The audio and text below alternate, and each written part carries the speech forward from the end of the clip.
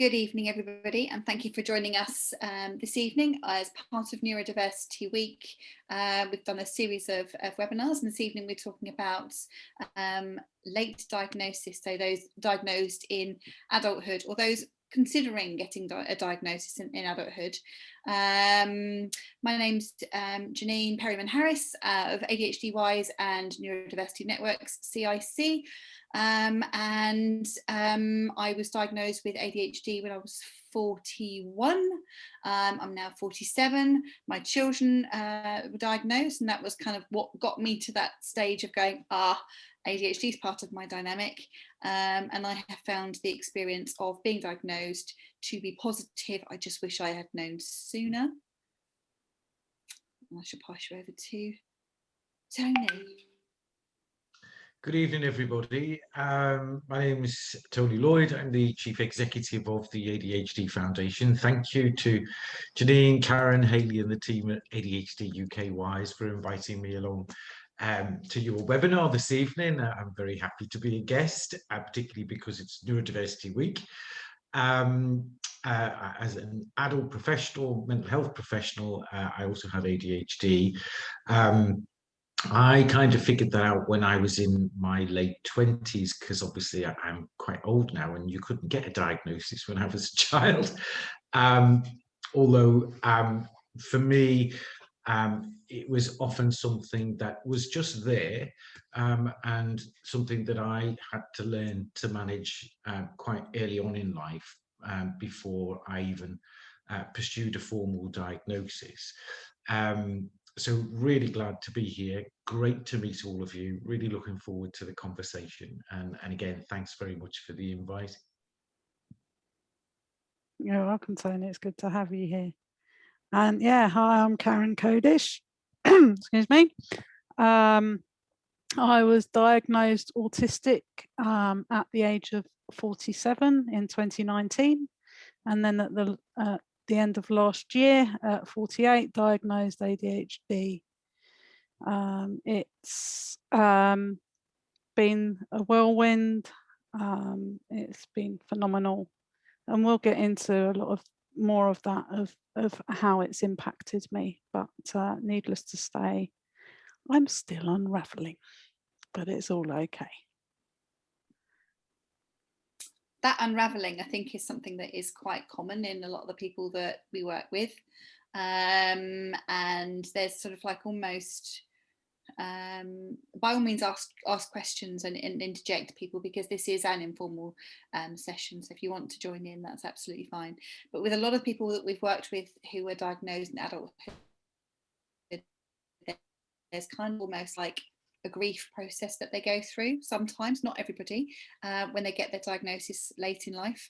For me, I definitely went through looking back over my life thinking, oh, that's why that happened. Oh, that's why that happened. If only I had known, if only my parents had known, if only my school had known, perhaps that and that wouldn't have happened, and perhaps I'd have been on a different trajectory. So you kind of go through this readjustment stroke grief phase of coulda, woulda, shoulda, if only I had known, and the things that the adversities they may have been spared if we had known. But you never really can tell, can you? Because it could have gone another way completely. There could have been something else that happened in my life as a result of knowing that other path that didn't happen. So there's no way of knowing, but it is quite common for people to go through that kind of phase and stage. Yeah, I'm very much still in that with the ADHD diagnosis, very much still going through grief, essentially. But you didn't feel like that about your autism diagnosis, did No, you? I didn't. That one was complete liberation and validation for why my life and why I am the way I am to a great extent, definitely to a great extent. Struggled all my life, particularly with understanding the world around me, understanding human relationships in all different forms, and the big thing for me was I could never understand why I couldn't understand. And coming to the realization that I was probably autistic, and when it actually got to the point of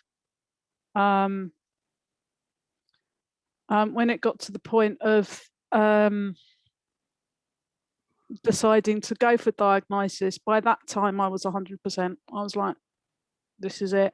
A friend said to me, what if they say you're not? And I was like, they won't. I was 100%. They won't say I'm not. And I was correct. It was I remember that's what happened. There was this physical release from myself.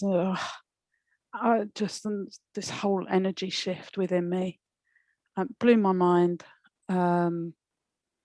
Yeah, validation, liberation were the big things for me that came to pass after that. When I got that diagnosis, it was massive. And then it led me down the path as I think it often does once you get one diagnosis. When it comes to neurodivergence, for me, I started seeing, I'd already had glimmers of like ADHD maybe, but then when I went down the rabbit hole, it was like, oh my God. And yeah, and well, they frequently occur, don't they? Much more than people realise, don't they, Karen? I think that's one thing that we've all really begun to understand in recent years, that they frequently co-occur. And again, I think it's so easy, isn't it, for so many people to see yourself through a certain lens of a certain diagnosis. But even if you only have one neurodevelopmental, or one neurodivergence, whether it's dyslexia, dyspraxia, ADHD, or autism, everybody is so unique that I think we can limit ourselves, through the prism of a diagnosis sometimes. But I completely understand that whole process. I've heard so many patients say exactly what you've said, Karen, and I've just noticed that Andrea put a message in the chat box about how she's going for some grief counselling because of this. There are many adults for whom it is this real sense of, oh my God, how different my life might have been had I known. But I also think while we have to come into some kind of relationship with that, it's really important, isn't it, that we don't fall into the trap of beating ourselves up, or almost further disabling ourselves by anger and resentment towards teachers or parents who, you think, well, why didn't you see it? Why didn't you understand? For me, the words that really resonated with what you said there, Karen, was liberation and validation. That's not to say that there isn't a grief process or a sense of loss, but it is also, isn't it, that determination to then be able to say to yourself, well, I know better now, and what matters is how I live my life now, and the very fact that I can understand it and how it impacts on me, and be able to separate the other bits of my life and the other events in my life and the other traumas and the huge mistakes that I've made personally and all of those other things and the positives, but be able to see all of those, in a holistic way, and not simply through the lens of ADHD or autism, because I think then for me, the diagnosis, rather than something that is emancipating and liberating, can itself start to become a confining box where we view ourselves and the world only through this lens. And I kind of think that sometimes can keep us down there, as opposed to again, I always use this analogy about getting glasses. You know, you don't know you're visually impaired, do you, until somebody actually tests your eyesight, unless you are seriously visually impaired, whether that's because of some kind of eye disorder or just age-related sort of ocular sort of atrophy, where, you know, I mean, even now I can't take my glasses off to watch the television. But that's the difference, isn't it? My ability to live my life successfully is possible because I wear these glasses on my head, and I also see the ADHD and a little bit of dyslexia as that helps me see and experience the world in the way that is uniquely. It might not be everybody else's perspective, but it helps me understand at least my own perspective, and it helps me understand that other people don't necessarily experience the world in the same way that I do. And you know what? That's okay. And that's probably just as well. Yeah, absolutely. I'm looking forward to getting to that point. I really am. Yeah. Yeah, and there's a lot I want to say about sort of the positives of, and also acknowledging that I know some people have a real problem with coming to terms with it all. But Paula's got a question, so Paula, are you gonna unmute and come and say hello? I have. So I'm 49 years old now. I was extremely fortunate that 2 of my cousins were diagnosed in the United States when I was 26 years old in the mid-90s. At that time, ADHD did not exist in adults according to the NHS. It did not exist in adults according to any of the benefits schemes. It was not an adult thing. I could not possibly have it. So I had a GP who was particularly empathetic, and a private organisation down in Horsham were doing a trial with adults for 2 weeks, and my GP agreed to allow me to go on the trial. So at 26 years old, all of a sudden, I discovered that there was a reason why I was different. Thank God, there was a reason. I wasn't odd, I wasn't strange, I wasn't an issue, I wasn't a problem. There was a reason why I was different. And for me, it was very validating. Now, the problem is that at that time, there were no services available for adults. There was nothing like ADHD Wise. There was nothing like the ADHD Foundation that I was aware of. There was hardly any internet. So having had a diagnosis, I had the opportunity to read a few books, and then it was crack on and get on with it, love. So I muddled on through life, relying on the coping strategies that I had developed in childhood and early adulthood. And I thought I did pretty okay until I was in an environment where I was being challenged extremely. And when I went, hang on, I'm struggling, I have ADHD, it was used as a weapon to beat me. And I had a breakdown. I had severe problems. And I got a referral to Access to Work, who offered to pay, and it was a fight. I had 3 occupational health assessments through my employers before they would agree to let Access to Work get involved. And they recommended coaching.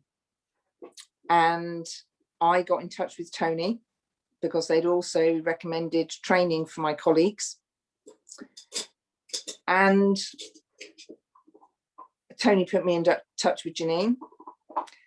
And it has been an absolute epiphany for me, because now I realise that it's understood.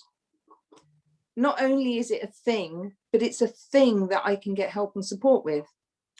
And after 23 years of being diagnosed and having no help and support, all of a sudden I have that, and I have such an amazing understanding.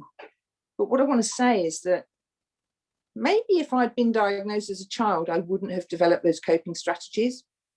No, I wouldn't have been as damaged by my experiences of having ADHD and not having the support as a child. But would I have been as resilient as an adult had I not had those experiences as a child. And I think that's something for people to consider, but don't ever give up and think that you haven't got a future. I had a mortgage at 19 and I've not been out of work since I was 17 years old. And that's really all I wanted to share. Thank you for that, Paula. That says something about your remarkable tenacity and resilience, doesn't it? That even with all of that struggle, you've shown tremendous determination and resilience in terms of being independent and being responsible and having a mortgage and all of that. At 19 years of age, I don't think I could have done that. No, I certainly know I couldn't. So more power to your elbow, absolutely. Somebody asked how you work through the grief process. I've got my own take on that, but does anybody else want to comment on how you get through the grief process? For me, it's really allowing it, leaning into it, letting it be there, letting myself process those what if, I wonder what could have been. Like I say, particularly with the ADHD, I've got tissues at the ready because it can be quite triggering for me at times, which is fine, and I'm okay with that.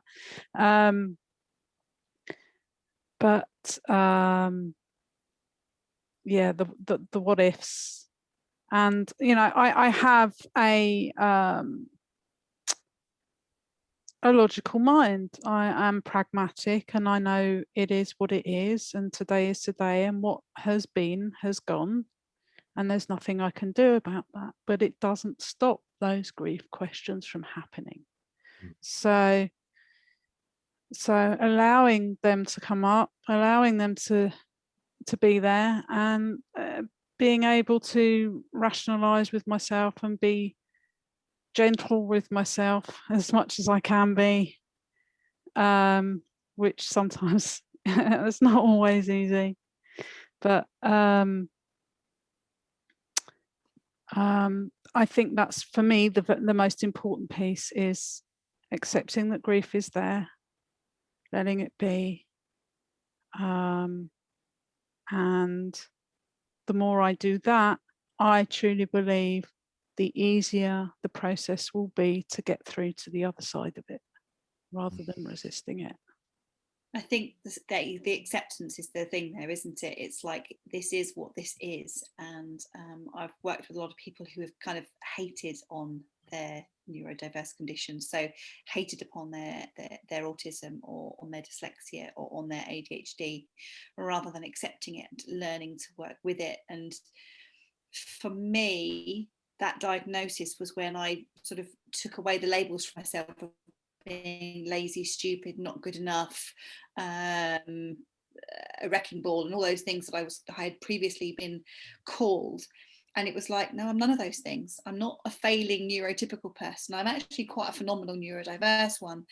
But I think that if you're hating upon something that is a fundamental part of who you are, you can't change that about yourself. So that's acceptance. And then, okay, what can we do about, what do I need to accept and what do I need to change? So acceptance and commitment theory, if you like, and sort of making that sort of, I know that I'm going to run out of I know I'm going to run out of time for things. I know I'm going to run out of diesel. I know that I might sort of be dysregulated in terms of how I manage money and things like that. And accepting that came with the diagnosis, and then came the strategies that meant I didn't do those things as often.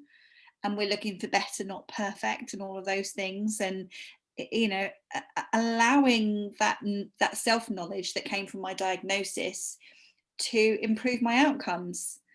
And that might sound simplistic, and I don't mean for it to come across as simplistic, because it took a lot of work, but it is why I'm doing well now, better than I've been doing my whole life post-diagnosis. So, and it is something you see quite often. It's when people hate upon that part of themselves, that they really are, that seems to be the biggest barrier to thriving. Can I just say, though, it's interesting you say all of that, Jannine, but my experience probably was a bit different. I think my understanding of my ADHD was something that evolved over a number of years. And I realized that my ADHD bothered other people more than it bothered me, particularly my husband, who, bless him, 25 years and just the loveliest man in the world. But he was always quite accepting of my little quirks, but he could never quite get his head around why I didn't always shut a drawer, or why I, despite being a very determined completer finisher, because I know that that is a weakness of mine, I complete things even to the point where I put myself through a lot of anxiety because I'm determined I will not be a quitter and not be somebody who doesn't complete things. And my forgetfulness, and my, at times, quite disorganized mind. But also with all of that, I always knew that about me. It bothered other people more than it bothered me. But for me, when anybody says to me, so what does it mean to you? I incline towards the positives. I am very passionate. I'm a very committed, I think I'm a very decent and kind man. I am quite values driven. I think a lot of things about ADHD have been a real asset to me. My husband finds it fascinating that whenever we go on holiday, if I've only ever been there once, I can find my way around a city just by visual memory when I've only been there years ago. Whereas my husband, who is a super intelligent man, would be there with his map and would get lost more often than not because he didn't understand the concept of true north. He just assumed that whatever way he was facing was the direction of the map. And he could never understand why somebody like him, who was so well organized and so intelligent, one of those people that got 5 A's at A level, and he was going, I don't get this. He said, you forgot where you put your keys this morning, but you can remember your way around this city when you haven't been here for years. And I think I have, without denying the things that I find challenging, I found comfort in just being quite accepting of those things. And like many of you here, found strategies to help me. There are some things I am just never going to be good at. I know that. And there are some things I have to do, whether I'm good at them or not, because that's part of being a grown-up, isn't it? But I also think that in the main, when, somebody says to me, well, how is your experience of that? I would say, well, certainly by the time I got sort of to middle age, it was always a positive. If you'd have asked me that question as a child, I think my answer would have been very, very different. And in some respects, I think one's self-concept and one's own relationship with oneself and your self-esteem and all of those things are so much more important in terms of how you view that part of you that is ADHD. For me personally, I don't ever want to fall into a mindset where I feel defined by it or limited by it. It's not always a bag of laughs, especially when you're lying awake at 3 o'clock at night because you can't sleep. But in the main, I tend to view it as a positive and as something that actually has helped me in many ways. Yeah, I certainly, I know with my head, I have, I call it the push me, pull me, or the tug of war, or my brain is a hypocrite being autistic and ADHD.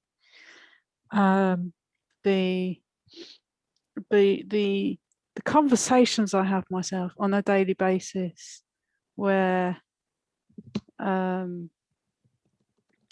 the rigidity of thinking that I have. You know, I have to do this, but then my ADHD brain's going, no, but I want to go over here now. And my autistic brain is like, no, you got, you know, it's exhausting, and it can be hilarious. I still experience quite a bit of frustration, and I think that's more.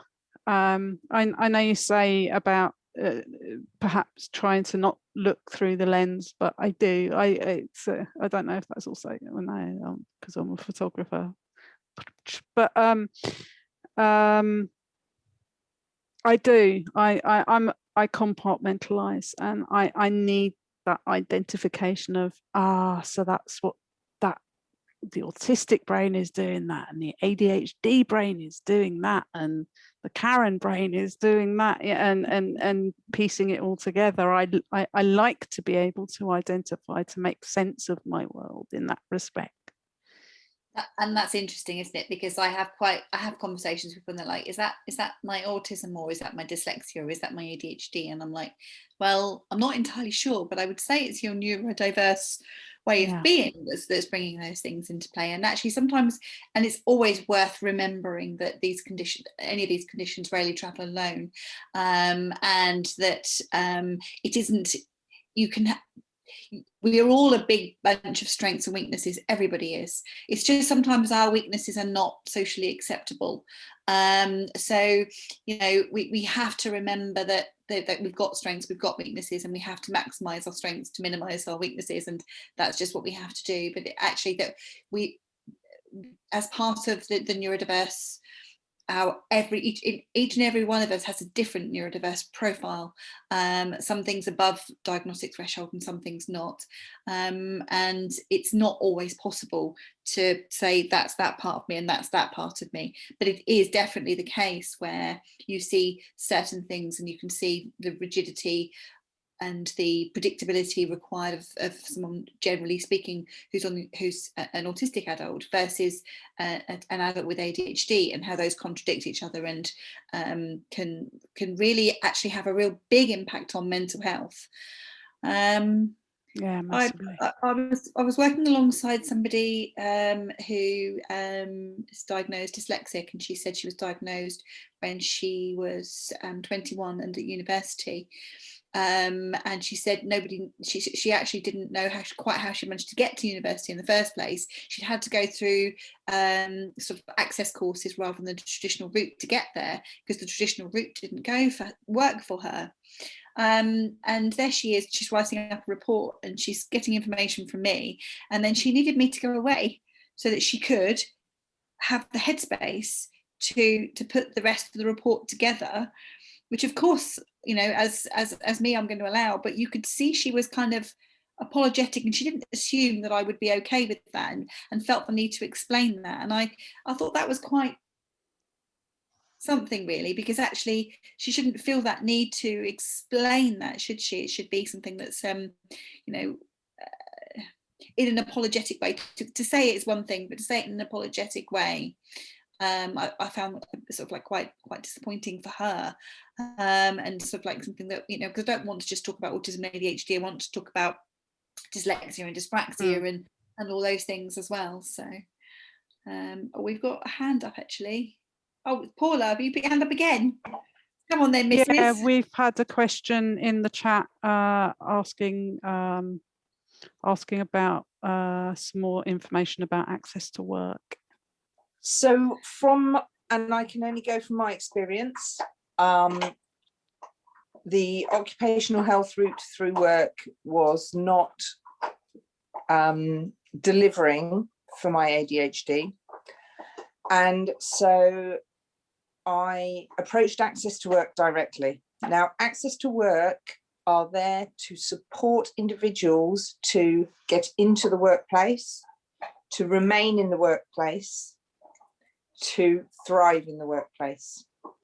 If you can demonstrate that you have issues with any one of those elements, then they will come in and they will most likely come and do a thing for you. However, what you do have to do if you are in employment as opposed to being self-employed, thank you, Karen. If you are in employment, they do need your employers to accept financial responsibility. However, they can contribute up to £10,000 towards the support for certain things and more for others, and it will depend on the size of your organisation. I worked for a very large organisation and they still paid a significant amount. They paid for all of my coaching, and they paid for the ADHD Foundation to do awareness training for my team. But you do need to have acceptance from your employer that they will allow access to work to come in. But it is, for me, it was a huge benefit. It really made such a difference to me. And I would encourage anybody that is unsure whether they're eligible to give them a ring. Because they are, when I spoke to them, they couldn't have been nicer people. For a government department, they could not have been nicer people. I was actually really surprised. Yeah, I agree with that. Yeah, and what I will also say it's not a universal truth, though. I do know of people who get a bit of a hard time. Yes. The other thing, the reason I've put my hand up though, is that when you were talking about your coping and things yourself and your resentment, the issues that I had in the workplace gave me resolve. I'm a stubborn mare, and I was not going to let them get me down. And I moved into a new team, and Tony's going to love this. I moved into a new team with a senior manager who is neurodiverse. And I had offered on a number of occasions to do awareness training for my team in the old department, and they'd all poo-pooed me. The new team were like, yeah, that'd be great. So I delivered this awareness training to a team of 8 and this extremely senior neurodiverse guy who turned around to me and said, that was great, Paula. Now I want you to deliver it at the Chief of Staff's town hall. I presented it to 249 people on a Skype call. I had 76 messages from people. I've just recorded the presentation, which has now been sent to the reasonable adjustments team for the whole of the Ministry of Defence for them to disseminate to line managers to support their staff. So you can do it. And don't ever let anybody tell you that you don't have a value. And I just wanted to share that. Kristen said she just used the online way. Kristen saying she did it through just the online platform, which Karen has added a link to.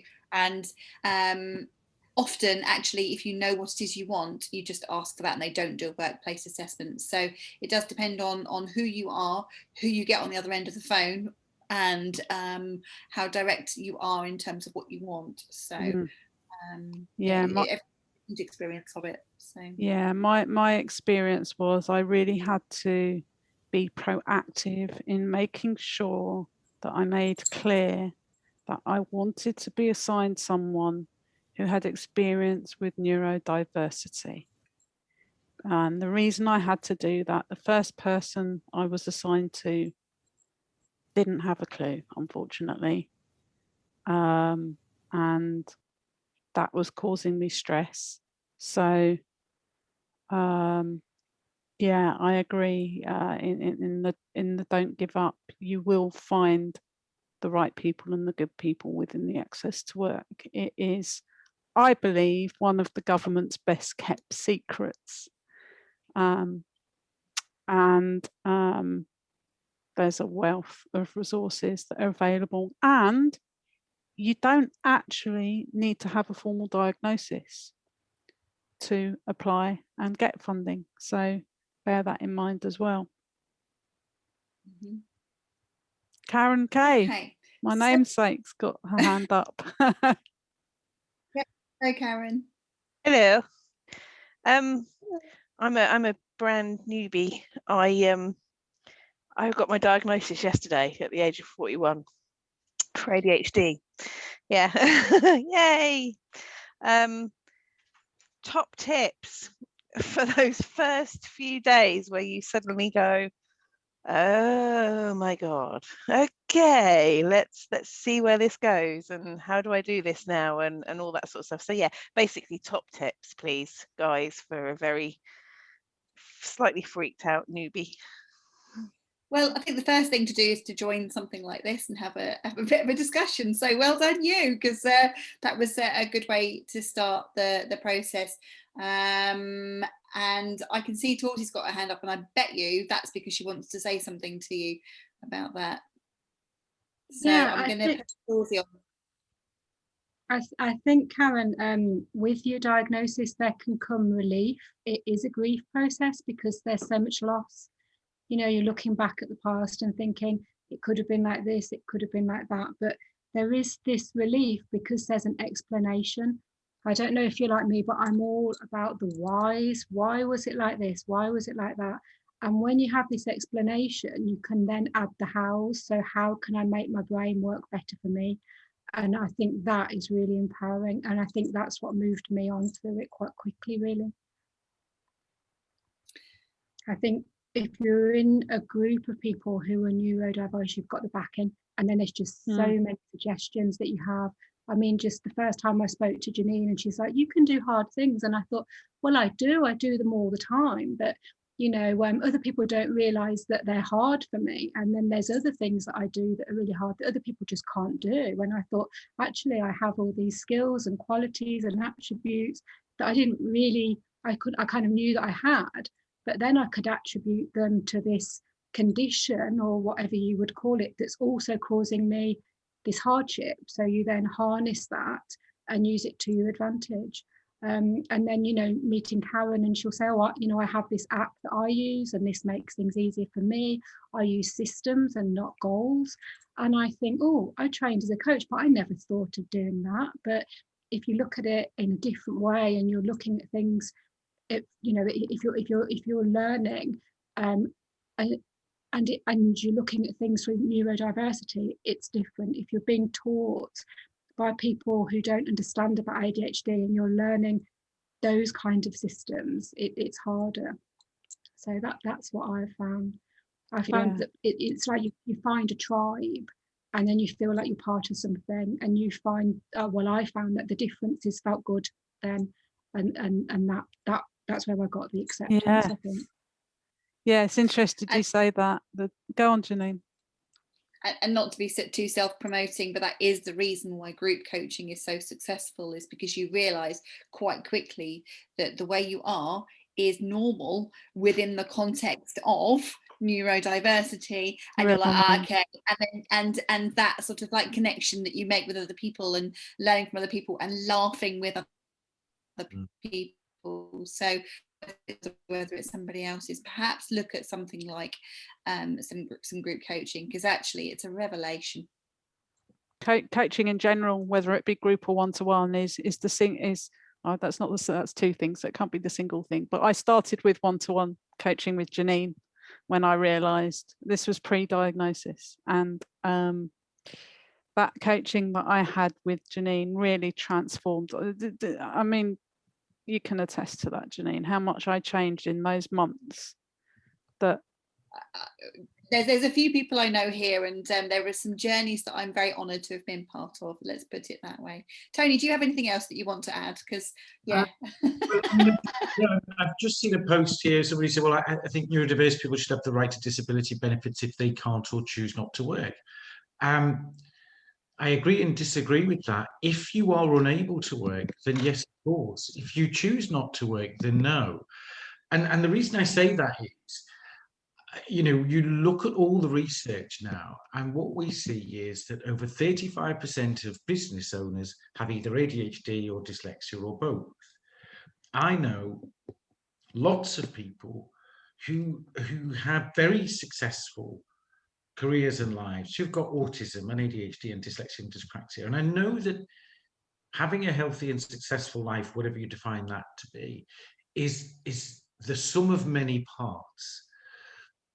You know, there are so many different factors and other people, aren't there? I mean, I think for me, you know, I certainly wouldn't have the life I had if it had not been the fact that I've had support from a lot of people. But I don't define myself as disabled, and I know many people with ADHD, you know, do not define themselves as disabled, and I do think that while it can be impairing, there is no question of that, and I know that through lived experience. I don't know that,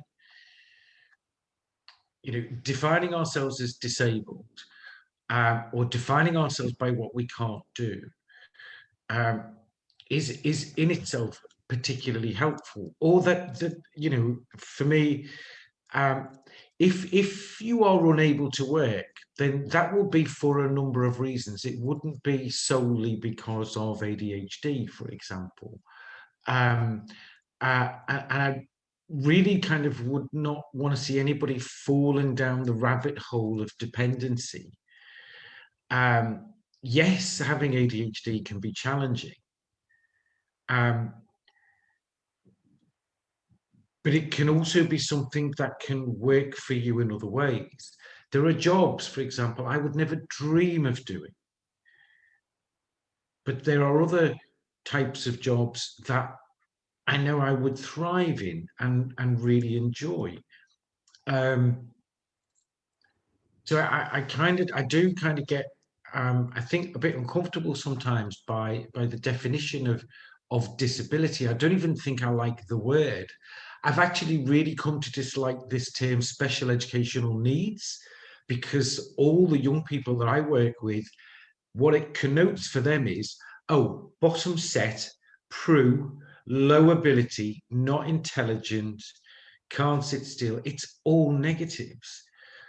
And this is one of the reasons why I'm so passionate about education, particularly, because I don't think we're ever really going to change the life chances of people with ADHD or dyslexia or autism or dyspraxia or any combination of all of those things until we actually start addressing the root cause of this cultural deficit-based stigma of defining a human being from the age of 5 by what they cannot do rather than by what they can do.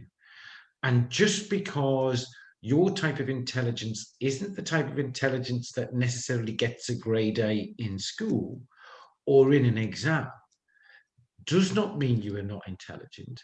And believe me as well, I've met lots and lots of people with lots of letters after their name who, quite frankly, I wouldn't entrust with the care of a cat.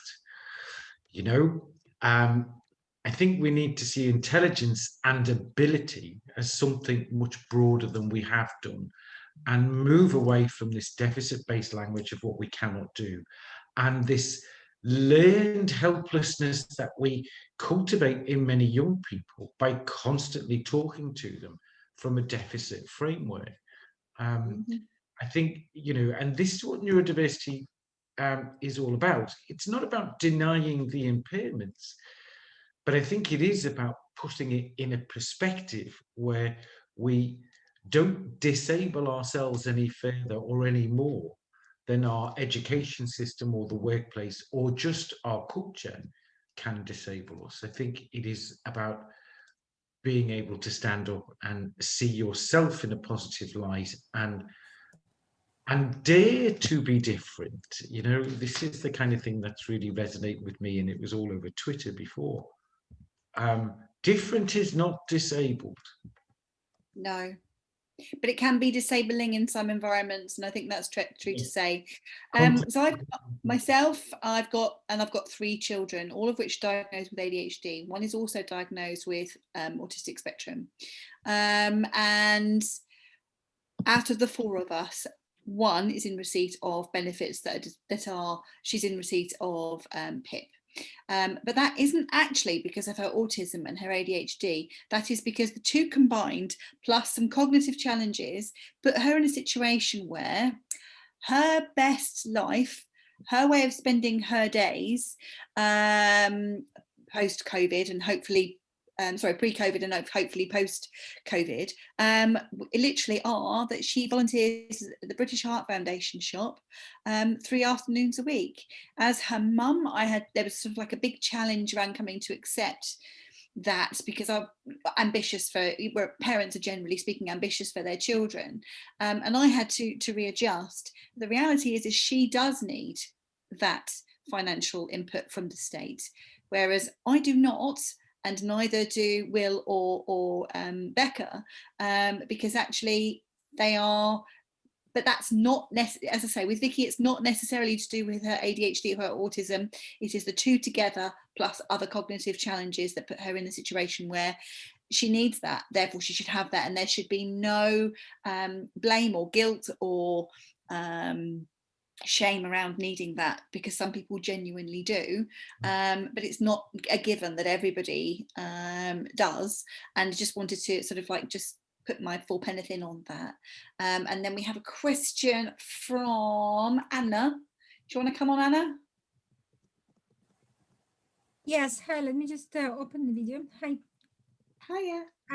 Yeah, hello. I have to leave in a minute because I have a 2-year-old toddler and she's not in bed yet, so I really need to get her there. But I just really wanted to quickly check. I mean, there's a lot I can share about me. I don't know whether you're doing this support groups regularly or is it just like a one-off, but I was wondering because I always struggle to find neurodivergence friendly therapist or coach. And I work in psychological therapist myself and for NHS, and I've had real issues with communication, and I had to do, I have dyslexia and dyspraxia, but I suspect that I have ADHD as well. And I had to do a real awareness session for not only for my colleagues, but for my senior colleagues and for other therapists that really had no training on how to work with people with neurodiversity or how to help them. And when I had my therapist, she just like could not work out what is wrong with me. And the last session when I said to her, okay, we're finishing, and I told her that I was dyslexic, and she's like, why haven't you told me that before? And it's like, literally like, what could have she done? I mean, I guess she might have had showed more understanding and empathy, but I'm not sure that she could have really made any difference even if she knew. So I'm just wondering, because I really struggled. I mean, it did help me with my education and career in this country, because I came here but over 20 years ago and I was diagnosed by educational psychologist. But it really has affected my relationships and my communication with other people. And when I learned about the social model of neurodiversity, it really actually changed everything for me. The diagnosis only gave me like extra time on the exams and assignments. It really helped me with a little bit with education and to become more like really to push myself more with education, but it really didn't stop there. And I really wish I knew how to manage my personal and interpersonal skills better. So I'm looking at the moment, I'm looking for either group coaching or individual, but I'm not sure I can afford individual that much. By the way, my daughter was diagnosed, she's only 2.5, and she was diagnosed with ASD. And she's not even my biological daughter. I had an embryo adoption at the age of 48. So, and somehow she inherited, I don't know, from me or from a donor, but the donors usually are quite healthy and they shouldn't normally be having any neurological issues, but here we go. So I've been trying to deal with myself, and now I have to deal with her, and I'm really like sort of very, I'm trying to be optimistic and positive, but everyone tells me she's gonna need, she has a developmental delay and she's gonna need some support with her learning needs as well as with her social skills. So I'm just looking for someone who can understand and support us. Anna? So in addition to being a coach now, I left special needs teaching to take up coaching. My email address is in the chat. Email me and we'll have a conversation. I feel for you, and I'd like to offer you some hope. Oh, thank you. So I just wanted to check. So you're offering individual sessions as well as group sessions, right? Yeah. So we can have a chat because I'm interested in both, really. So let me see. Where is your email? It's in the chat. So. Are you based in London? No. Everything we do is remote at the moment because everything anyone that does is remote. We do have people in London, but I'm actually in Northamptonshire. So. Oh, okay, great. All right. Well, thank you, people, for listening. It's been nice meeting everyone virtually. And I hope we can catch up again. It's been really nice to hear your sharings as well. Did you see the website is info@ADHDwise? Yeah. Jannine Harris. Actually, I've heard about you, Jannine, before. I'm not sure. I've done quite a few webinars. No, because I guess, the small world, if you want to say it this way. But I have attended quite a few webinars since the lockdown on the topic. So I'm sure that it was mentioned somewhere. Yeah. But anyway, I'm going to leave you now, and thank you so much for listening and sharing. Take care. Have a nice evening. Thank you, Anna. Okay, any other questions? Because I think we need to sort of start to wrap up now. So if we've got one last question, that's well, been diagnosed very late in my life, and how it's affected me.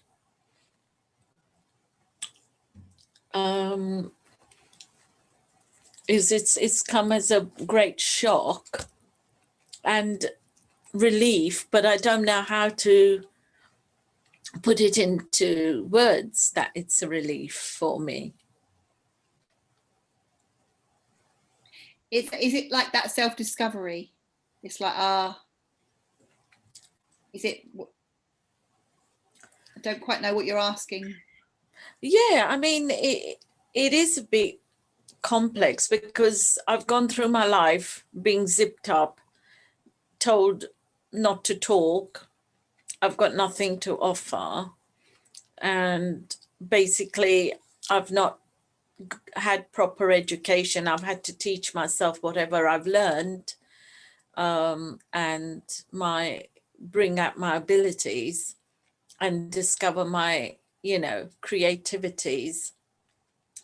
And I just was quite chuffed how I had developed myself. But as I said, my life would have been a lot more different had I understood or had been informed that there was different ways why I was different and why I was living life differently, because I used to find solutions just like that to an issue, whereas everyone will be, and I used to think, why isn't everyone seeing the solution? Why is it just me that's keeps coming up with these solutions, and why doesn't everyone want to sort it out like this? Why, I'm sure everyone will want to know it once I tell them, and they don't want to know, So things like such, keeping time management and getting late, I thought it was a cultural thing, but actually it's connected to ADHD. Then I discovered, I thought I had thyroid because of the resemblance things of thyroid issues are they mimic ADHD, which I thought because of being lethargic and not being able to concentrate and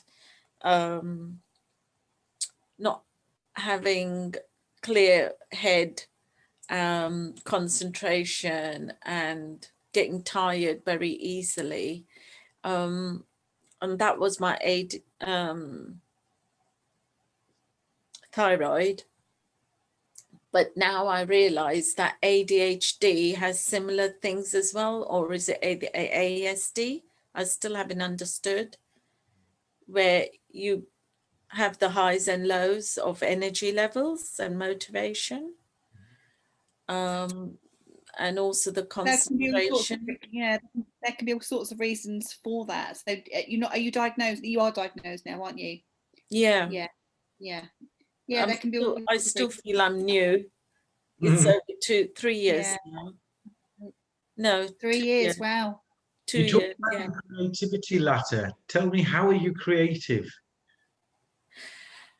I love colors, matching things. I love, if you give me a load of ornaments, I will find a nice home for them and I'll rearrange them. I can, bring a home together, organize things and arrange them. Like, I like doing things like, window dressers and interior decorators and color things. And patterns and jewelry designing and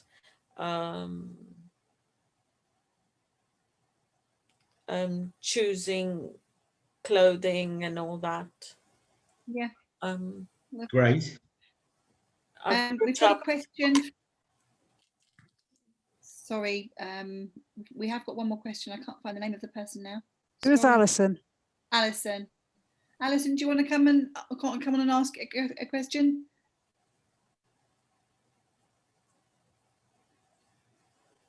Alison, and that'd be the last one. Alison, I see you're unmuted, Alison, but we can't hear you.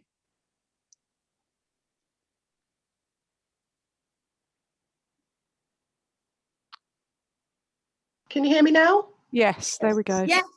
Okay, it was my speaker. It didn't like my speaker. I switched it off. Hi, everyone. Hello. Hi. I just wanted to ask about group coaching. I have seen, or I've sort of been looking online at a few things quite haphazardly this week, and I own that. And when I've seen the group coaching sessions, the couple that I've seen always talk about sort of how to manage a home and children, etc. Whereas I am somebody who lives alone and doesn't have children, so that just is completely insignificant to me. So I'm just wondering if you run any courses that don't include that, and whether that's something you will consider doing for people who don't have children. Alison, I live alone. I don't have children, and I'm on my 3rd round of doing the course. Really? It's great. Yeah, it's great. And the reason I'm on my 3rd is the first time you do it, it can be a bit of a whirlwind, and there's a lot of information. But then when you come back, you get different things from it every different time, and the course evolves over time as well, and things change, new iterations of it. I am absolutely biased, because absolutely the 8-week ADHD group coaching for adults would suit you fine. Be great. We do one for autistic adults as well now. Yes. And I'm not saying to you there will never be times when children are mentioned and parenting is mentioned, because they will be, but it's not a point that's laboured, because actually it's about the person, not about it's not about sort of like supporting you with your children. It's about supporting you with you. Okay. Yeah. So I think it's because that was always sort of mentioned as something that's covered. So I thought, okay, is that, I don't know how the course sort of runs. Is it kind of a module?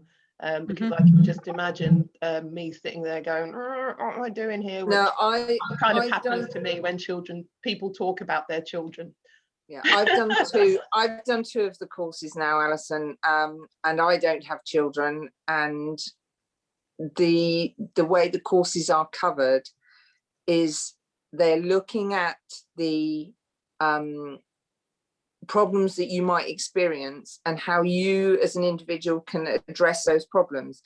Now, how you address those will feed into whatever elements of your life they apply to. That may be because you have children and you need to manage your emotions or your organisation skills to get your children to work. But conversely, it can be your organisation skills getting to a meeting on time or getting to the dentist. So it's, in that respect, I would say absolutely, you know, it is well worth doing, because that's where I've learned, all I have learned really about having ADHD, to be fair. Karen and Paula, thank you. I'm sold. You're very welcome. Hey. Okay. Well, wasn't that a lovely question to end on? Tony, do you have sort of like wrap up comments that you'd like to make? I mean, again, I think, you know, I'm really kind of quite moved by everything that everybody shared. And I think what's really come across, and particularly in the chat box, is for each and every one of us, our experience is different. And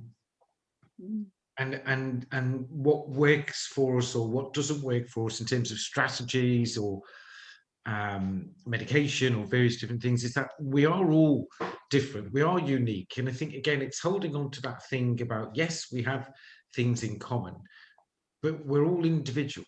And I think it is, you know, and I understand Alison's question. I can remember asking the same question myself sort of 20 odd years ago when sort of I began this journey. But I think we find what works for us.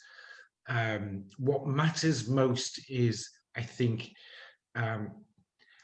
that sense of wanting to be our best selves, that sense of, you know, wanting to be happy, that sense of wanting to have the kind of life that we would, you know, that we would like to have.